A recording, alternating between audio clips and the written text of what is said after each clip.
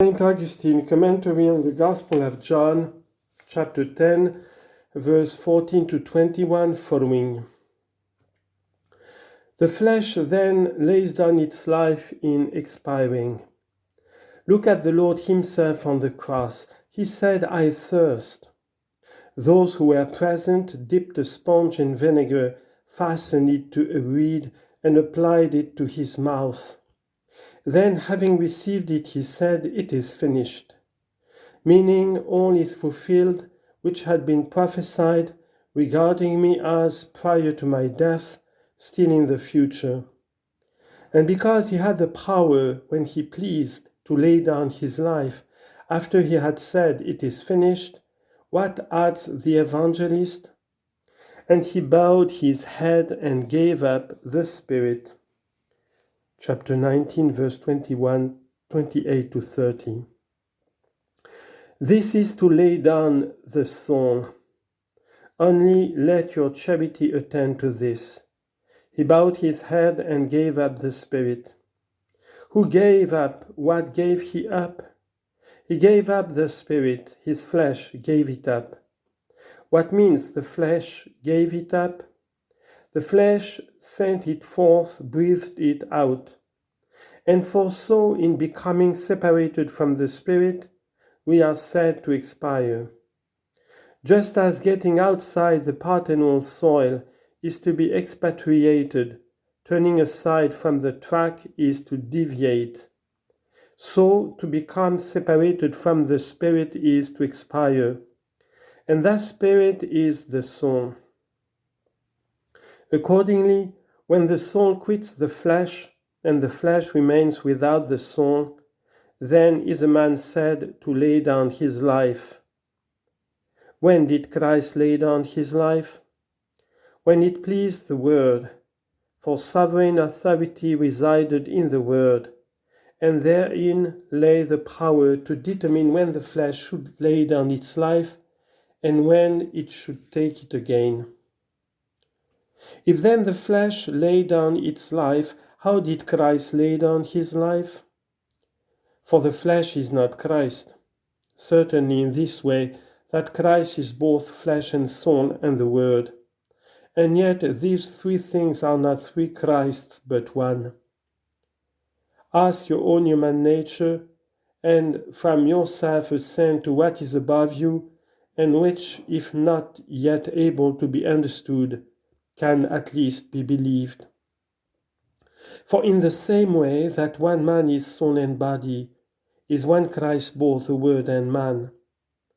Consider what I have said and understand. The soul and body are two things but one man. The Word and man are two things but one Christ. Apply then the subject to any man. Where is now the Apostle Paul? If one answer, "At rest with Christ," he speaks truly. And likewise should one reply, "In the sepulchre at Rome," he is equally right.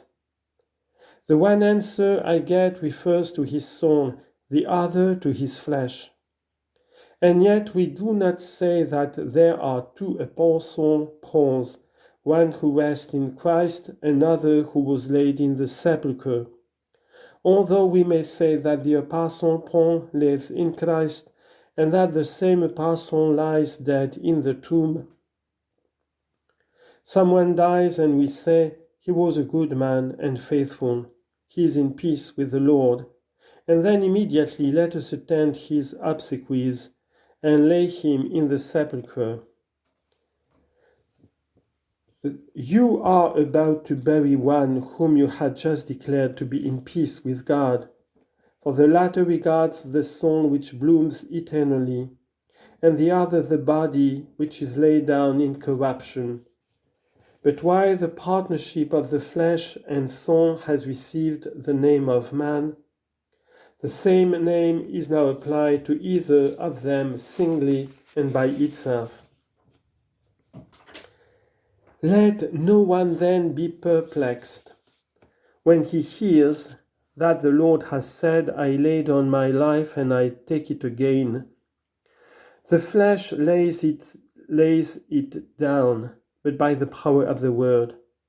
The flesh takes it again, but by the same power. Even his own name, the Lord Christ, was applied to his flesh alone. How can you prove it? Says someone. We believe of a certainty not only in God the Father, but also in Jesus Christ, his Son, our only Lord. And this that I have just said contains the whole. In Jesus Christ, his Son, our only Lord. Understand that the whole is here, the Word and soul and flesh. At all events, you confess what is also held by the same faith, that you believe in that Christ was crucified and buried. Ergo, you deny not that Christ was buried, and yet it was the burial only of his flesh. For had the soul been there, he would not have been dead. But if it was a true death and its resurrection real, it was previously without life in the tomb. And yet it was Christ that was buried. And so the flesh apart from the soul was also Christ, for it was only the flesh that was buried. Learn the same likewise in the words of an apostle. Let this mind, he says, be in you, which was also in Christ Jesus, who, being in the form of God, thou thought it not robbery to be equal with God, who, save Christ Jesus, as respects his nature as the Word is God with God. But look at what follows, but emptied himself and took upon him the form of a servant, being made in the likeness of men and found in fashion as a man. And who is this but the same Christ Jesus himself? But here we have now all the parts, both the Word in that form of God which assumed the form of a servant, and the soul and the flesh in that form of a servant which was assumed by the form of God. He humbled himself and became obedient unto death. Philippians chapter 2, verse 6-8. Now in his death it was his flesh only that was slain by the Jews. For if he said to his disciples, fear not them that kill the body, but are not able to kill the soul, Matthew chapter 10, verse 28. How could they do more in his own case than kill the body? And yet in the slaying of his flesh, it was Christ that was slain. Accordingly, when the flesh laid down its life, Christ laid it down. And when the flesh, in order to its resurrection, assumed its life, Christ assumed it. Nevertheless, this was done not by the power of the flesh, but of him who assumed both soul and flesh, that in them these very things might receive fulfillment. This commandment, he says, have I received of my Father. The word received not the commandment in word, but in the only begotten Word of the Father, every commandment resides. But when the Son is said to receive of the Father what he possesses, essentially in himself, as it is said, as the Father has life in himself, so has he given to the Son to have life in himself. John chapter 5, verse 26. While the Son is himself the life, there is no lessening of his authority, but the setting forth of his generation. For the Father added not after gifts as to a Son whose state was imperfect at birth, but on him whom he begot in absolute perfection. He bestowed all gifts in begetting.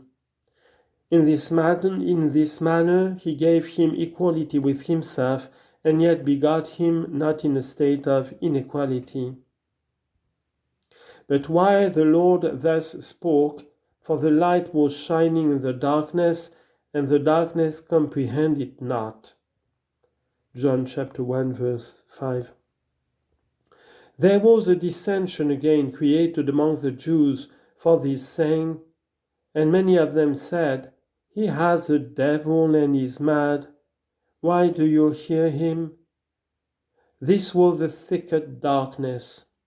Others said, These are not the words of him that has a devil. Can a devil open the eyes of the blind? The eyes of such were now begun to be opened.